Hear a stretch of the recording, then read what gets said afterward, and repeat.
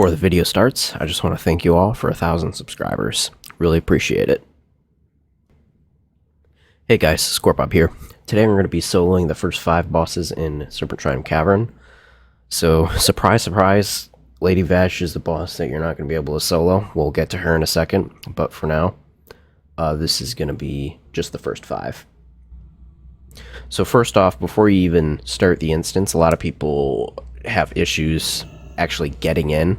For some reason, this is the only raid that actually requires you to be in a raid group to even attempt to enter the instance.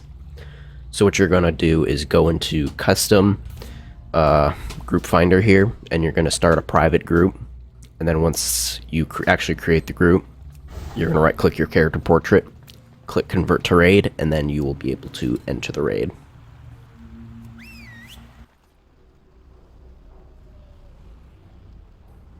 Luckily, you're not actually required to kill a lot of the trash in this instance.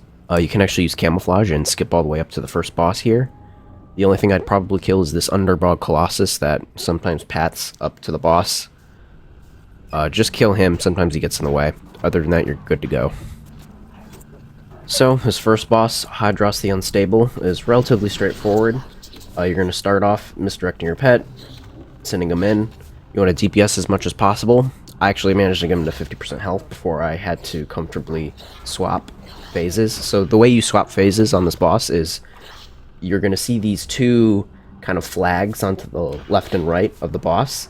If you move the boss through that, she will change into her poison phase.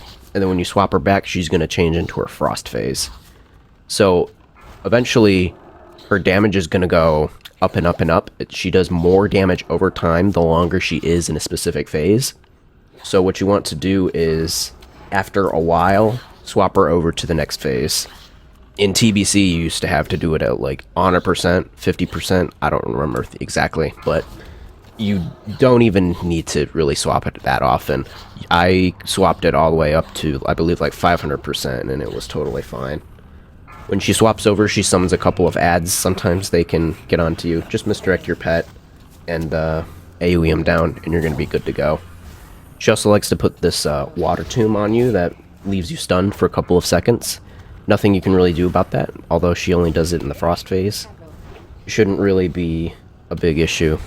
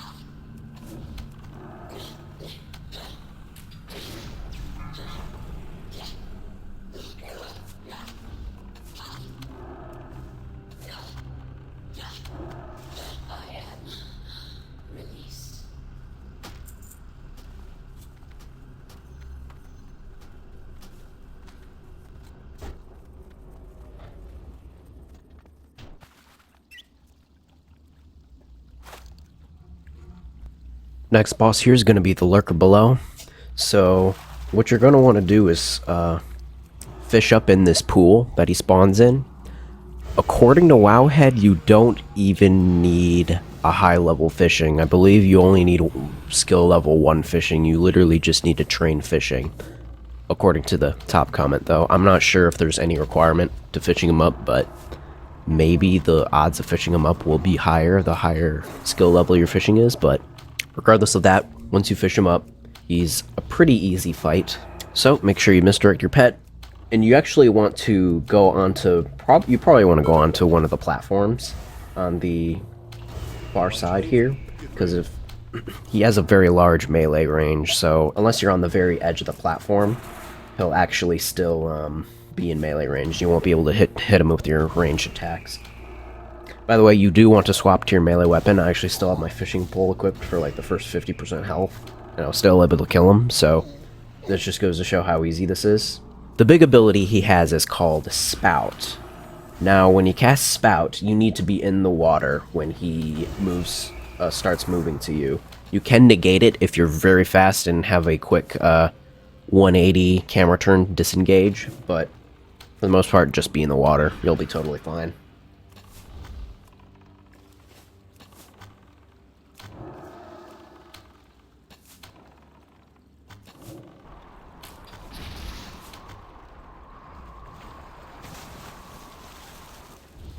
So after a certain amount of time, he's going to go down below, and he's going to summon some ads.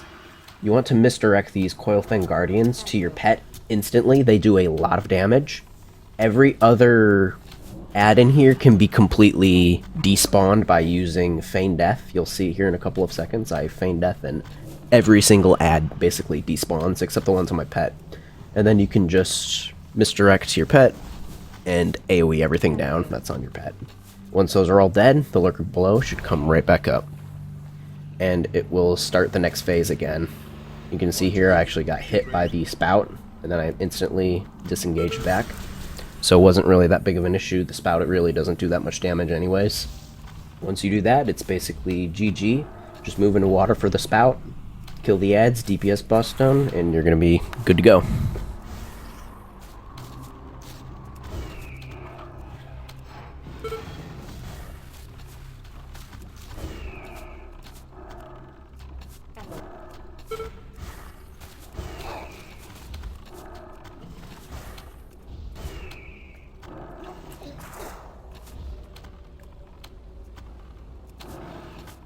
Watch wave, get ready.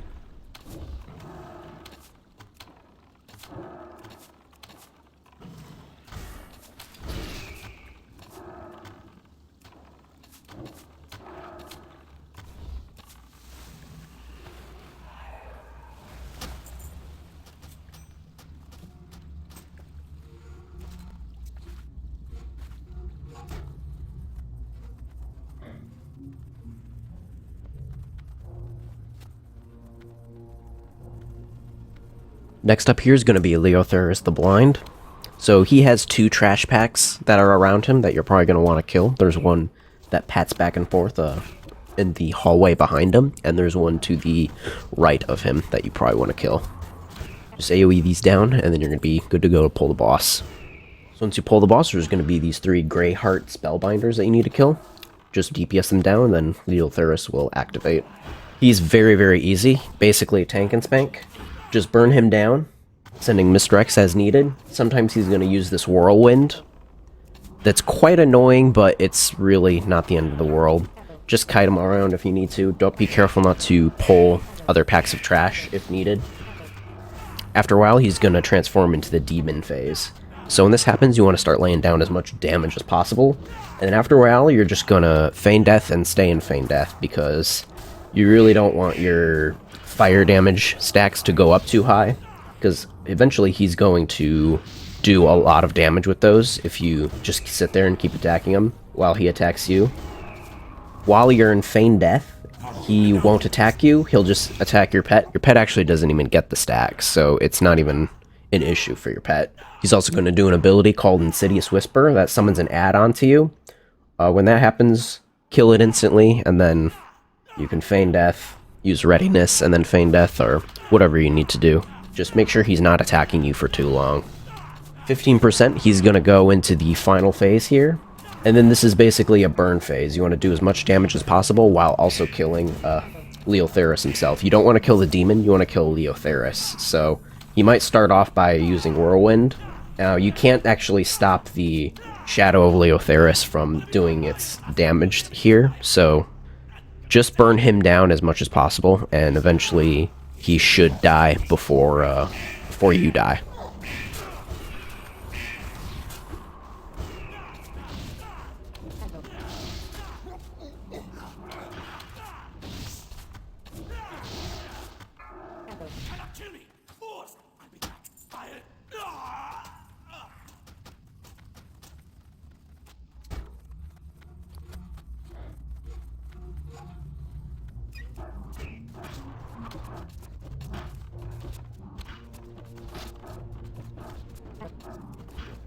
So, right before the next boss, you probably want to clear out the trash in his room, which is all these Underbog Colossus. So, pull these one or two at a time. Just make sure you kill them, and then get ready to pull the boss. Fathom-Lord Karathress is actually relatively straightforward. So, I start off with killing the healer, which is Carbidus, which is the female Naga here. You want to kill her first because she heals. I believe that's the big thing she does. I actually forgot a lot of the mechanics from back in the day, so you definitely don't want to do what I did here, which is stand on the spawn point for this tornado-looking thing. I actually was still able to kill her, but you kind of just get stun-locked in this. If you get stuck here, you can use disengage and get out, but I just burned her down a little bit. The totems that spawn aren't really that big of a deal, I think. I ended up killing them, but I don't think they do a lot of damage at all. Also, since you've got 4 mobs on your pet here, just make sure you keep Mentpet up, because they do a bit of damage. It's not like terribly much damage, but just make sure you keep it in mind. After the healer goes down, I would probably kill either the totem guy or Sharkus. Totem guy is Title Vest, by the way. I ended up killing Sharkus here, but definitely killing the totem guy is an option that you can do. Once both of those are dead, just kill the main guy. The fight is a lot more of a tank and spank than anything else. It's a far cry of what it used to be in TBC. Once all the other ads are dead, he only uses Spitfire Totem, I believe, and I don't even know if you have to really kill it, but I do. So just kill it just in case, basically, and burn him down, and you're gonna be good to go.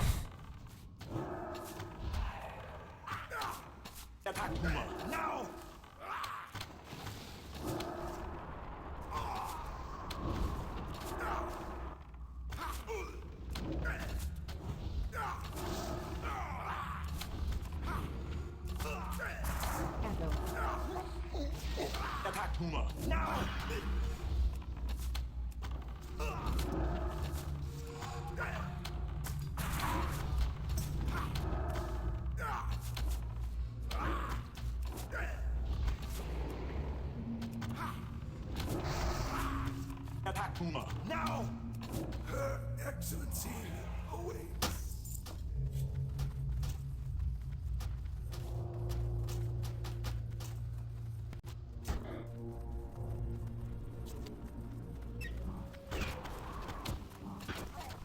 So much like Fathom-Lord's room, you do want to kill all the trash in Morogrim's room before pulling the boss. So these Murloc packs can be a bit of an issue if they get their heals off, but if your DPS is good enough, it shouldn't be too much of an issue. I would kill them one at a time, focusing on the healers first, which is the Shamans and the Hydromancers are the two that you want to kill first. After that, you kill the Warriors. Just pull one pack at a time and kill them, and then get ready to pull the boss. So, Morogrim himself is also a relatively straightforward boss. He basically has 2 abilities that you need to watch out for, which is the Watery Grave, and he also summons Murlocs. The Watery Grave just teleports you into the back of the room and stuns you for a little bit. There's not really much you can do about that. Just keep DPSing him down as much as possible. He's basically a tank and spank. And the other thing he does is he will summon Murlocs. And you can completely despawn these Murlocs by feigning death when you see the DBM message that the Murlocs have spawned. Just hit feign death, wait a second or two. You can look in the back of the room to confirm that they despawned, and then you can basically just keep DPSing the boss. He really doesn't have that much that you need to watch out for, other than that. In the last phase, he will summon these bubbles that you need to watch out for. They will stun you. I actually had that happen here, but they move very slow, so just keep DPSing and moving away from them. Eventually, they'll disappear as well, and just kill the boss. GG.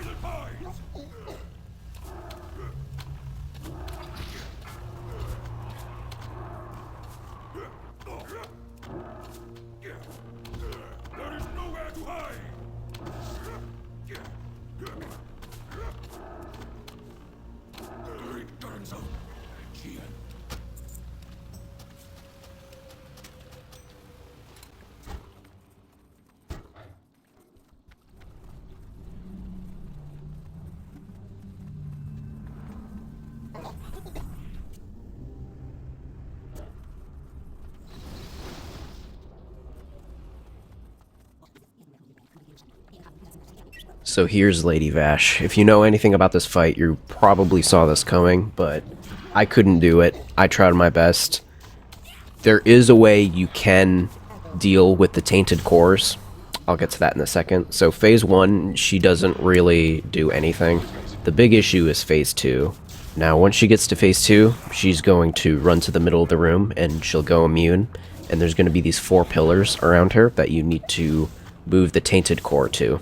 So basically, right now you're just standing around killing the ads. You don't want them to get to her, because when they get to her, she's going to get buffed with more damage.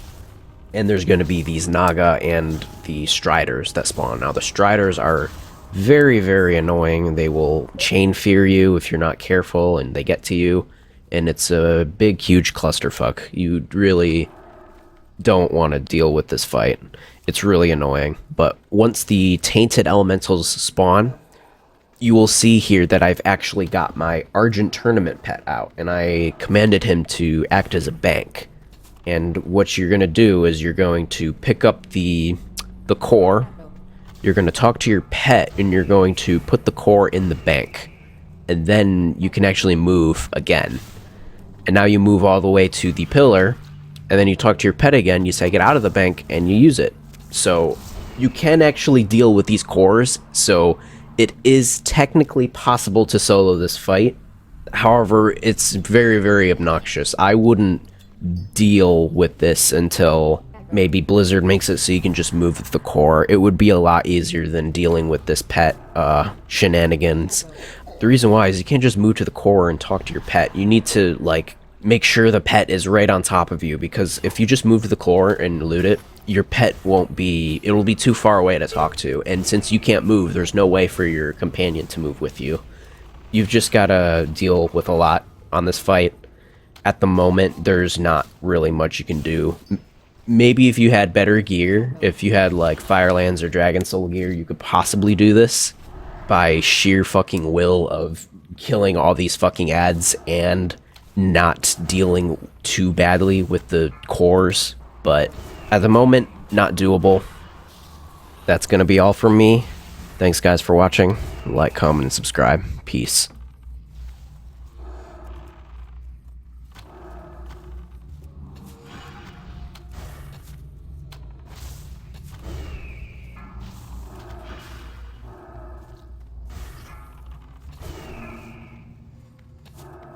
Aggro.